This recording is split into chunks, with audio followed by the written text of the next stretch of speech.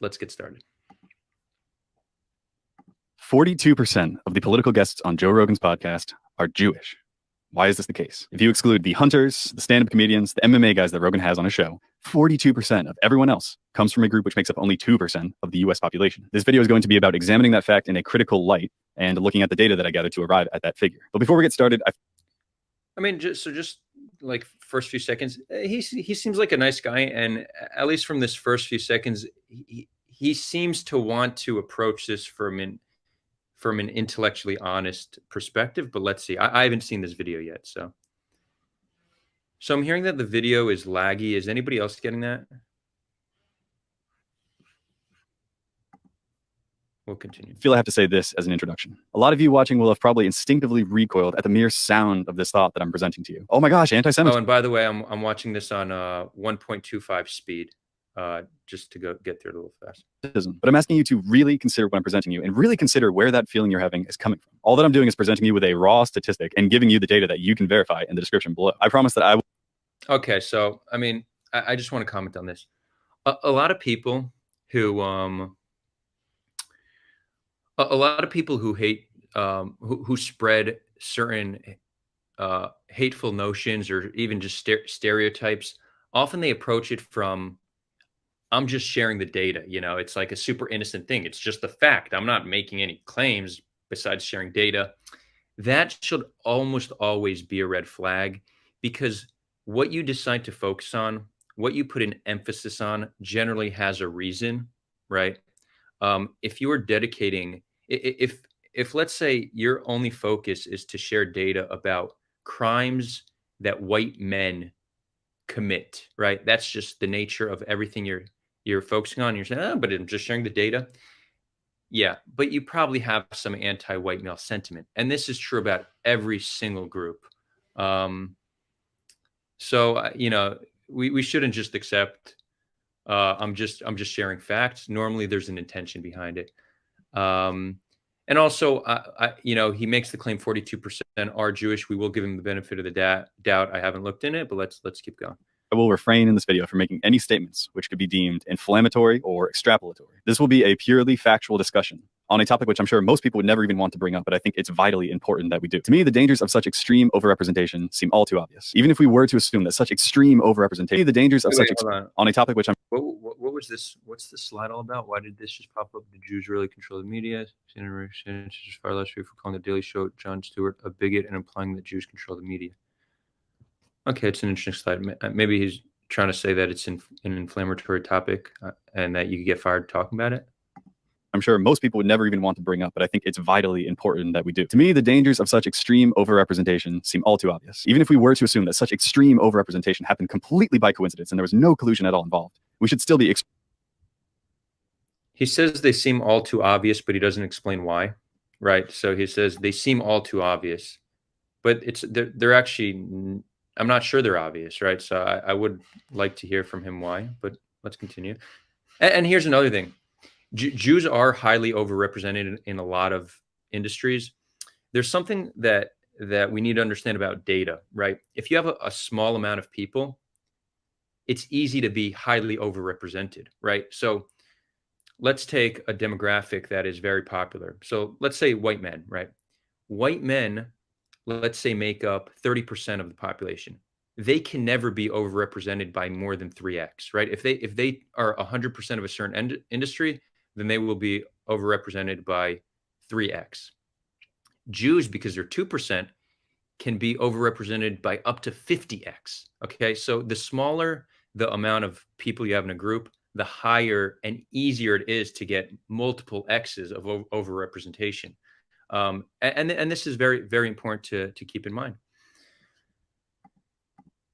Extremely concerned that the opinions of this one small ethnic group are being broadcast so far and wide and being represented as if they were majority opinion. Meanwhile, you have... So here we're getting... hold on, I just want to hear the language he uses real quick. Sorry. Are being broadcast. We should still be extremely concerned that the opinions of this one small ethnic group are being broadcast so far and wide and being represented as if they were majority opinion. Meanwhile, you have the real majority opinion. Okay, so this is here he's making an interesting claim that, you have a small ethnic group who has some kind of belief that is different from the majority, right? So, Jews have more of a voice than the average American, and their opinion is different from the average American, right? That's kind of the point he's making. And being completely overshadowed, especially on Joe Rogan's podcast, which I think it's fair to say has a reputation for entertaining all different opinions from people of all different backgrounds. In the beginning, the early days, So this is actually already anti-Semitic for one specific reason. He's making an assumption that because you're Jewish, you believe something specific. Think about that. If you were to do that with any group, you would be accused of generalizing. That is a generalization. You need to make the case that being Jewish ethnically, that it says something about what you believe. But when we look at the landscape of Jews, there's a vast landscape of different opinions. There's even the famous quote, 10 Jews, 11 opinions. So he's pretending to come at this from a purely truth-based perspective, but now he's inserting all sorts of ideas that require generalization. Let's continue. I have anybody on. Oh, Holocaust isn't real? Come on. Tell me more. If so many of his guests, probably about half of them, are all coming from this one insular ethnic group, how can Insular ethnic group, that's another red flag. So let's break down the single biggest glaring hole in a lot of the anti-Jewish narrative. Some Jews are highly insular. The more religious you are, the more insular you're probably going to be. Okay, so the ultra-Orthodox are the most insular. Then you have just Orthodox, modern Orthodox. They're probably a little more insular than secular Jews, but they're not an extremely insular group as is. And then secular Jews are not insular at all. Now, here's the thing. People get upset, the whole idea is that, Jews are overrepresented, but they're insular, right? So they care about themselves. But the Jews in power are generally the secular Jews. So the most insular Jews have the least power, and the Jews with the most power are the least insular. This is such a glaring hole in anti-Jewish narrative that, let's try to popularize this. Again, the Jews that have the power are not insular. They're Jewish by ethnicity. They generally don't believe in the religion, and they don't hold a lot of the beliefs that concern people like this guy. So, to say they're insular and it's a problem they have this insular group, well, they're not insular, and they're not even religious. A lot of them are atheists. Some might have some spiritual belief or some belief in God, but they're not religious, and they're not insular. They're probably more American than they are anything else. And a lot of them, I'm not even sure are even like Zionist. You have like American Jews are becoming less and less Zionist over time. Anyways, let's continue. And we really hope to get genuinely differing opinions. It's important to note here that Joe Rogan's podcast is the most popular entertainment product in the world. More popular than any TV show, movie, sport thing that's ever going on. It gets tens of millions of views a week. It is absolutely massive and is therefore hugely influential in shaping people's opinions, especially young people's. These are the opinions that tens of millions of them are getting every day. Opinions that they digest and that become their own, that they take with them to the voting booth. The fact that so many of these opinions about... All right, so I really hope he gets into what the opinions are. Just the fact that he's showing a Hasidic Jew. How many Hasidic Jews has Joe Rogan had on? Honestly, maybe none. So like he came like, I want to approach this purely fact-based, but you could see he's being he's using trickery and deceit here. About half are coming from this one tiny insular ethnic group should be extremely concerning to anybody. So it is with this mindset that I urge you to consider this revelation seriously and to avoid the temptation to call foul, which tends to be the knee-jerk reaction of so many these days. So with that out of the way, let's get started.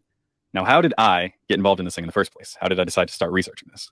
Well, as a 20-something-year-old guy, I consider myself a casual fan of Joe Rogan's podcast, like a lot of other 20-something-year-old guys. And it pretty much started off as a casual observation. Hey, there seems to be a lot of Jewish people on this show. Like, a lot. I decided to do some Googling because surely somebody else had noticed this, and I found 0 results. So I decided to launch a proper, full investigation myself. I began simply going through every single one of the 1,864, as of recording, episodes of Joe Rogan's podcast and began noting the races and types of every single guest on the show. This spreadsheet, by the way, which has all of the data for all of the guests, I will make available, like I said, below in the description. You can check it out yourself. And it's important to note here that in classifying Jewish guests, I only went by instances of confirmed cases. That is, if I could not find a positive confirmation online, either from Wikipedia or from maybe a tweet the person made themselves, that they were Jewish, I did not mark them as such. I said they were white. And this is a really big deal because it is not at all uncommon for Jewish people, for one reason or another, to hide their ethnicity. They'll say things like, yeah, I'm from England, as if to imply they are ethnically English, when in fact they are ethnically from the Middle East. So because of this, that figure of 42% Jewish representation. Wait. So essentially, I mean, as we go on here, it's clear that this dude is a little bit more problematic than he initially presented himself to. He's saying that Jews aren't allowed to identify as white, and if they're doing so, they're hiding their actual ethnicity from the Middle East. So it's true that Jews do have DNA from the Middle East, most of us, but a Jew living in England has every right to identify as a white British person. They don't need to identify as a different ethnicity. There's nothing dishonest about that. It's a perfectly legitimate way to identify. Some would say that they don't consider themselves white, they consider themselves Jewish, which is also perfectly fine. But there's nothing wrong with considering yourself a Jew from England. That's perfectly legitimate. It's almost like this is just another form of othering us, saying, oh, you're not European, you're Middle Eastern, you're from there. Okay, dude, let's keep going. That I'll keep referencing is, if anything, a low estimate. Consider it the very lowest possible estimate. In reality, it's probably much higher. All right, so let's delve now into the data and discuss it a little bit. So after I had collected all this data, I wrote a very simple Python program to basically do some of the counting and some of the analyzing for me. And these are the results I found. In total, as of recording this video, there are 1,864 episodes of the Joe Rogan podcast, not all of which were available on the Spotify website, and I was just going by the ones that were available there. As I said, I went through and classified all of the guests by their race and their type. Their type being what they're most known for, be it stand-up comedian or MMA guy, something like that. And so this is the high-level breakdown of those two categories. You can see here first race, which consists of white, Hispanic, Jewish, Black, Asian, Middle Eastern, mixed, and Indian. And you can see also the 7 categories of type that I broke up all the guests into. These types include... It's interesting how before he's like, yeah, Jews are Middle Eastern, but now he's separating Jews and Middle Easterns as 2 separate groups. Comedian, that means stand-up comedian, basically. Politician, mixed martial artist, scientist, action adventure, we'll get into exactly what that means later, entertainer, and businessman. Now let's get into the percentages of Jewish representation on the show, which is kind of the main focus of the video.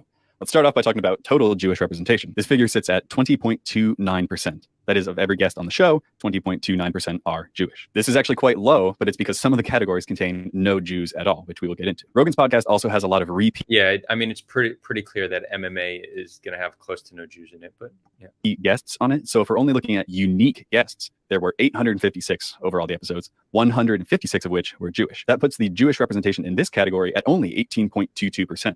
Which is pretty much the lowest figure that you can get any way you slice the data. Now let's examine a few of these different types separately because there's a few unique things to point out about each. To start, let's examine what I started off with at the top of this video, the political group. The group itself contains politicians, journalists, and people like podcast hosts when the podcast deals specifically with political issues. Across the history of the podcast, there have been 298 political guests, 124 of whom were Jewish. And this puts the representation, like I said, at about 42%. But keep in mind that this figure is a low estimate, probably a very low estimate. Of course, this was the most concerning group to me for the reasons mentioned above.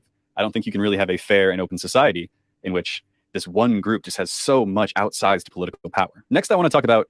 There we go. He goes again. This one group, as if this group is a monolith, as if there isn't a wide diversity of opinion amongst this group. And he still hasn't said a single belief that that Jews hold, that they're pushing on Americans, that is concerning, right? So he's making these broad claims without backing it up with anything, really. What is actually the largest group on Joe Rogan's podcast, which is the stand-up comedians. He being a stand-up comedian himself, he has a lot of them on his show. There were 759 guests, counting repeats, who were stand-up comedians. And of these, 171 were Jewish, or about 22.5%. This is still an extreme overrepresentation, but it's actually only half of that of the political guests. Okay, so if he wants to be truly intellectually honest here, he would need to look at what percent of famous stand-up comedians are Jewish. Because what number do you say? 22%. If let's say you take all the stand-up comedians in the United States, let's say you take the top 200 most popular ones, it's possible 22% are Jewish. And if that's the case, Joe Rogan is literally just randomly picking comedians and they happen to be 22% Jewish. if you want to have a conversation on why there's an overrepresentation of Jewish comedians, I mean, we can, but I mean, you know, it's a completely different point. Or about 22.5%. This is still an extreme overrepresentation, but it's actually only half of that of the political guests. But that's not a reason to think that this isn't a problem. We all know these days that stand-up comedians are probably at an all-time high in terms of popularity, and they certainly, when they're doing their sets, do not keep it to just jokes. They tend to get extremely political, I think. The Supreme Court is going in the wrong direction. Women want more rights, more access to abortion. I don't care. Good. I hope the Jews did kill Christ. I'd do it again. I'd fucking do it again in a second. So I think it would be absolutely foolish to discount the political impact that stand-up comedians have these days, with so many mainstream opinions actually stemming from a stand-up special at some point. Next, let's talk about the action/adventure/athlete category, which I just marked all with an A. This group contains all pro athletes, extreme athletes like the extreme marathon guys, non-MMA fighters, things like that. Funny enough, despite the fact that 210 guests fell into this category, a whopping 0 of them were Jewish, which, funnier still, means that this category is actually closest to being in line with the Jews' 2% population figure. And while it didn't... You see, but again, if he wants to be intellectually honest, one thing that he should ask himself, right? If he's unsure why Jews are overrepresented in some areas, why does he not have similar questions about why Jews are underrepresented in other areas, right? And often the reason why, you know, they say that Jews are overrepresented, they say it's nepotism or collusion, right? But when we're underrepresented, it's just, you know, it's just convenient to ignore that. Count the MMA specific shows, there were still in the main series 110 MMA guests, also none of whom were Jewish. So this is important to note because not only is that 42% figure already a low end estimate, it's also skewed by the fact that there's so many bodybuilders and like extreme marathon runners and MMA guys that Rogan has on a show. And let's just say that these aren't stereotypically Jewish things to do. And lastly, let's talk about the scientist category real quick. About 148. Well, he kind of answered it, right? So they're not stereotypically Jewish things to do. It's true. There's certain culture and upbringing that many Jews have that make them lean towards certain industries, which would allow them to be overrepresented in those industries. Yeah, that's true. 8 guests on Rogan's show were scientists, and 30 of whom were Jewish. This puts their representation in this category at 20.27%. Now, this may actually be... And so he needs to look at prominent scientists and what percent are Jewish. It might be around 20%. Viewed by a lot of people as a positive because, well, science is usually held in high regard, and rightly so. But let's not forget that a lot like stand-up comedy, science has been used a lot these days to promote political agendas. Gender is like sex. It's on a spectrum. So that's pretty much all I want to do in delving into the data itself, just kind of a high-level overview. I don't want to draw too many conclusions off of it, extrapolate too much, like I said at the start. I'll leave that to you. Like I said, look at the data in the description below. What I would like to do, however, is just talk through a few of the questions that this data brought up for me. Primarily, I think most interestingly is, does Rogan know what is happening on his show? Now, while it is always possible that he doesn't know, and I don't want to throw undue blame on the man, I think it's so supremely unlikely that he isn't aware in some way, shape, or form of what's happening that it'd be an insult to his intelligence to suggest that he's completely unaware. Native Americans are also about 2% of the US population. Imagine if half of the guests he had... Yes, so again, he's trying to make an assumption of if Joe Rogan knows or not, but if he were to look at the data of prominent Jews in these industries, and he were to see that they're similar to the percentage of who Joe Rogan has on, then he could conclude that Joe Rogan isn't giving any preference to an ethnic group. You see, he went super thorough with doing research, but he didn't do research that might counter some of what he's saying, which says a lot about who he is and what he's trying to do. Had on a show were Native Americans. Don't you think someone would point this out at least? Like, even not maliciously, just like, hey, isn't this kind of weird? Why does this keep happening? And you would be foolish to assume that all these Native Americans kept coming on a show by accident. It was just circumstance. Obviously, something's happening there. It's not even necessarily a bad thing that all these Native Americans are on the show. It's just, it's worth commenting on. I don't know. Just because of the nature of the thing, that it is Jewish people. And there's such a stigma around calling them out and calling out power structures that they're involved in, that Joe just hasn't brought this thing up. He's afraid to. So assuming that Rogan does kind of know what's going on his show, the show that he's done by himself for over a decade, we have to ask ourselves, does he know and just not think it's a big deal? Is it possible that while Rogan is kind of aware, like, yeah, there's a lot of Jewish people on my show, is it possible that he's just never stopped to consider the deeper ramifications of it, that he really just doesn't think it's a problem? You see, he keeps mentioning these deeper ramifications, these problems, but he refuses to acknowledge what they are. In his mind, it could easily be chalked up to, yeah, it's just Hollywood, of course. Or the other possibility is he aware of what's going on, but doesn't want to rock the boat. This would actually be a pretty reasonable course of action, given the guaranteed backlash that would come from making that revelation to the world. It would be a way bigger story than any supposed controversy that Rogan has been in. Wait, I don't follow. So he's saying Joe Rogan does it so he doesn't get backlash, but Joe Rogan, from at least what Joe Rogan has said, that he decides which guests he wants on. So he doesn't need to make a public announcement about him preferencing Jews. Like what? Like if Joe Rogan cares about it, he could just stop doing that. That's just a flawed point that he's making. It's just not logical. Involved in thus far. And I can really understand and sympathize with not wanting to kick that hornet's nest when the ADL is the most well-funded and the most militantly litigious organization in the world. So while we can't be sure what Rogan himself thinks about this, I think it's reasonable to assume that he knows in some way, shape, or form. About the ADL being the most well-funded and litigious, I mean, I don't know. You know, if this guy just spent the past 10 minutes making intellectually honest arguments, I maybe could have believed that last claim. But, you know, as we're seeing, this guy comes on trying to be an honest actor that's intellectually honest and actually did the research, but it's very clear that he's coming in with an agenda and trying to paint a certain picture, and is anti-Semitic. Like, and you all know that I'm not big on just throwing around these labels, but this guy definitely has anti-Jew sentiment. He's definitely concerned when Jews are in power. He thinks Jews view the world differently. He thinks he generalized Jews multiple times in this video. So yeah, bro. I mean, if you ever watch this, you're an anti-Semite. I'm happy to have you on the show to discuss it. Let's talk about it. But as you are now, you definitely don't like us that much. That's obvious.